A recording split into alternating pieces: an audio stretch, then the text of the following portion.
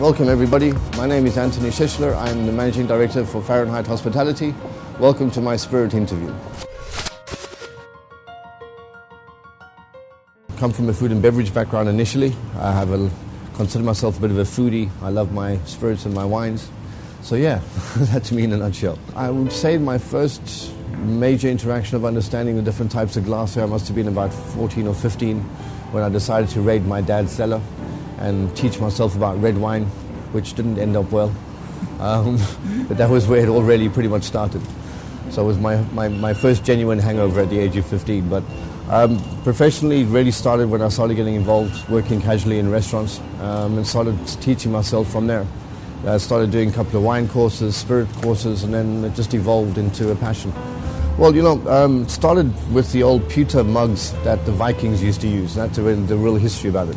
They used to drink a fermented wine because the water wasn't actually clean enough or pure enough for it to drink. So they used to drink versions of wine, which is more like a ale whiskey base.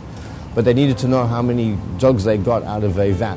So they needed to measure it somehow. So that they didn't have a system as such where they could measure on how many mugs they could get out of a vat. And that's pretty much how the measurement of glassware really started. It started as a measuring tool.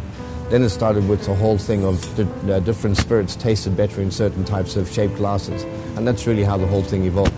Glass is basically made from sand, different types of sand and silica. You get different types of glass used in different glass companies. Some of the higher end, the Riedel, the Spiegelau glass companies, they have ranges of glassware which are quite amazing. And it comes down to all the thickness and the quality of the glass. It could be crystal, it could be more sand silica based. So it all depends on the producer and the type of glass that's being produced.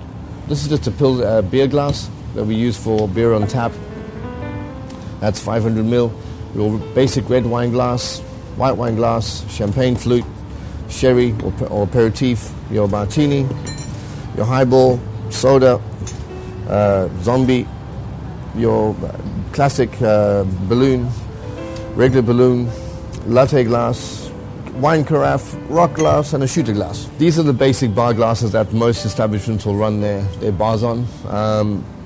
Each glass has a certain type of personality. You're never going to find a really big, heavy-set guy holding a dainty little glass because you would just look and feel awkward. Glasses have a personality, and they definitely do. Different types of glasses cater to different types of people. If you look at the champagne flute is pretty much a sexy glass where you can see someone really looking quite sassy and sexy drinking out of a champagne glass. Well, if you look at the martini glass is, you would think of James Bond. Every glass, you can relate it to something. I mean, it all depends on the personality. I think that you need to be comfortable with what you're drinking and what you're drinking out of. There's no set absolute fundamental rules. Yes, there's the basics that red wine glass, white wine glass. But you need to be comfortable in your type of drinking style. And that depends on the glass that you want to use or should use. If you look at the shape and the types of glasses, if you use a red wine, for example, you use a white wine. The bowl on the red wine is larger and it gets more air circulation in it. So the reason that they do that is that red wine needs more air to actually bring out the flavors in it. The white wine glass has got less air of an air bowl, and it keeps the flavor, it keeps all of the air concentrated above the wine, which means that when you drink a white wine, you get a lot more fruity, condensed, saturated flavors. Red wine is more airy, and the longer that it sits in a glass, the more that you get, you aerate the wine, the more body that it builds into the wine. So that's the simple basic differences. I mean, every glass has different shapes because it accentuates the type of alcohol that you're drinking in it. If you look at a brandy balloon, the smaller brandy balloon or the brandy balloon, this is for non-vintage. So it's all of the air again is condensed in the bowl. The older the vintage or the older the cognac or the older the brandy, you want more air because it brings out more flavor. So then you have a bigger surface to actually aerate the brandy or the cognac. So it just depends on what you're drinking and how you're drinking out of what glass it would accentuate the different flavors of the spirit. If you drink a martini out of a martini glass and you drink it out of a soda glass, it would taste completely different. And you wouldn't feel right. Because the length of the pour coming from the bottom of the glass, coming to the lip of the glass, it just changes all the flavors. And the type of cocktail, the type of drink you serve in the type of glass, there's a reason for it. You're not going to serve white wine in a red wine glass because it's not going to feel right. And you look and say, okay, it's nice, but it's not that nice. It's not the way it should be. It's not so much what you drink out of a glass, it's the etiquette that's behind what you're drinking out of the glass. Because glassware is very traditional, and it's completely traditional. I think a lot of people, especially when you speak to people who are whiskey aficionados or wine aficionados or sommeliers, they're very particular about what type of glasses they drink out of, because it's very particular to the wine that they enjoy, or that's what the product that they represent. And people can be pedantic about their glasses, and as you should be. It's definitely your red wine, white wine, your zombie, highball, and soda glass. So the three that basically are the most highly used would be those three, those, and possibly the champagne in Nigeria, and then obviously your rock glass. Those are the highest volume. Those are your basic glasses that everybody should be able to identify or use. I would probably say the rock glass and the brandy balloon vintage. Pretty much a lot of people think that the larger the glass, the more alcohol you're getting, but that's really not the point in having a larger balloon. I also see people drinking cognacs out of a rock glass, which doesn't really do anything for the cognac. You want to drink it in a glass where you can get more air in it. This is my favorite glass, the rock glass, because that's what I like to drink out of. But those are the two that get misused the most. Obviously, red and white wine is a classic mistake. I think a lot of people just get that wrong. They forget that the reason why it adds value, it adds flavor or adds balance to a white wine or a red wine serving in the appropriate glass. I think a lot of people actually forget that we all see these beautiful glasses, but we forget how we're going to store them. So I think to order the glasses that you have sufficient storage for, either in a rack or a hanging rack, whatever it is. Because there's nothing worse than spending a fortune on glassware, and you can spend a fortune on glassware with the prices and the qualities, the different styles and different qualities they are. But how are you going to store it? It's pointless actually having very expensive glasses that cost a fortune and you break it just because you can't store them correctly. And you never want to store a glass in a glass because it'll chip. And there's nothing worse than drinking out of a glass that's chipped. It's unhygienic and it just doesn't reflect well. So those are my two tips. Make sure that you don't stack your glasses and make sure you have sufficient racks that fit the glasses. Well, you know, something like a beer glass you should never wash directly with soap because it takes the head off the beer. So whenever your beer looks flat, it means that they haven't rinsed the soap out of the glass. The soap suds and then the beer react and it makes it flat. Other than that, there's really no... Yes, other glasses, just make sure you rinse them on warm water afterwards before you polish them. So you get all of the soap suds out. There's nothing worse than having a flat beer in a glass that hasn't had the soap rinsed out of it.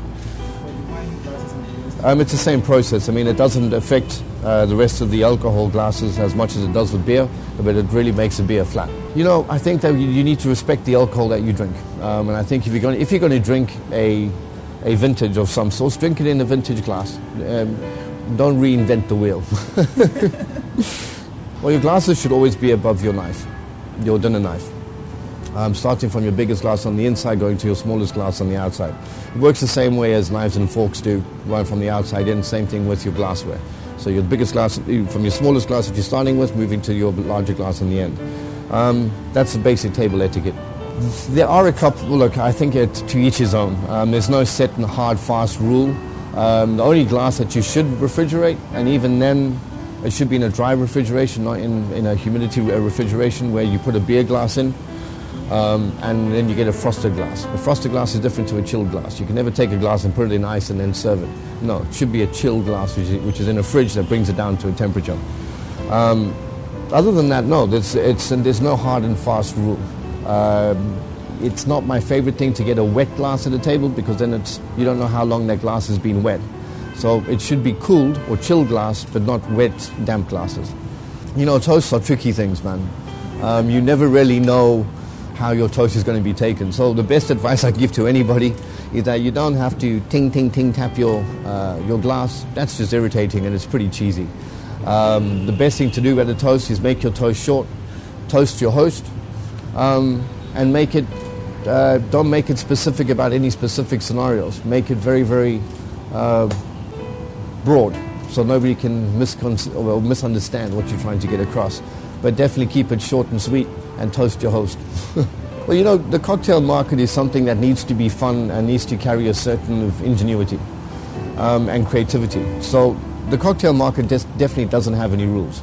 You've got people that are making cocktails out of fish bowls, using kids' toys, coconuts, anything that can hold liquid, whole watermelons, really some strange ideas that are coming through, using hot ice, using different weird products, which is great, but there's no set hard and fast rule for cocktails.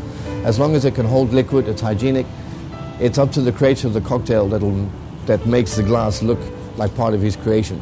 I love the cocktail movement. I think it's fantastic with what people are doing with it. But a mixologist will use anything that he can get his hands on.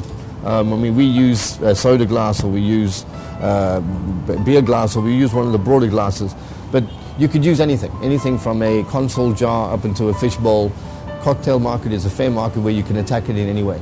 Nigerians love a champagne glass. I think they love holding their champagne glasses. The Nigerian market is actually it's a very exposed drinking market. The people that spend money on alcohol, they know what alcohol they like and they want it served correctly. So you can't walk up to a guy who orders a good single malt and then offer him to drink out of a brandy balloon. He's going to look at you like you're a little bit strange. And that's one thing I like about Nigeria is that the people that really understand the alcohol really do understand it and they want it served correctly. And respect that. I think that's the client has a passion for what you're selling him, serve it properly. It's got to start more so from the hotel schools. It's got to start from your basic education level. We so focus on the sales and the marketing, the social media and the culinary journey of hotels, we're forgetting that your bar environment is highly profitable, but it's a highly skilled sector. And I don't think enough has been done. I mean, even with the world-class bartending thing, which is a phenomenal concept, to some of the other really good bars that are doing some amazing cocktails, places like South. There's some amazing places that are doing some really, really cool stuff. I'm concerned that if we don't start bringing it into a syllabus from hotel schools, the old classic reasons why we all fell in love with bar work, it's all going to disappear. I mean, the glasses are a big part of that. Your glass, just as much as the person drinking the glass has a personality, the glass has a personality. And it's finding the balance between the glass's personality and your personality. That's when you're going to find what drink you prefer to drink to drink out of the glass that you like. So my favorite glasses, rock glass, obviously, because I love my whiskies. So I like drinking my Macallans. So yeah, that's my personal favorite. I also love my wines, so my white wines and then my red wines. I'm also a bit of a beer freak, so anything that's either in a bottle or in a beer glass also fits. The do's and don'ts, you don't want to grab a glass by the rim. It really is not. It's not comfortable. It's not respectful to the glass. I like my glasses. I like my white wine, my red wine glasses. I like my beer. So for me, those are my four most commonly used. Are the ones that I like the most. Shooters, you can shoot. Will give you a very terrible hangover, but that's the only thing that you should drink in one go. Alcohol shouldn't be abused. It should be savored. It should be enjoyed.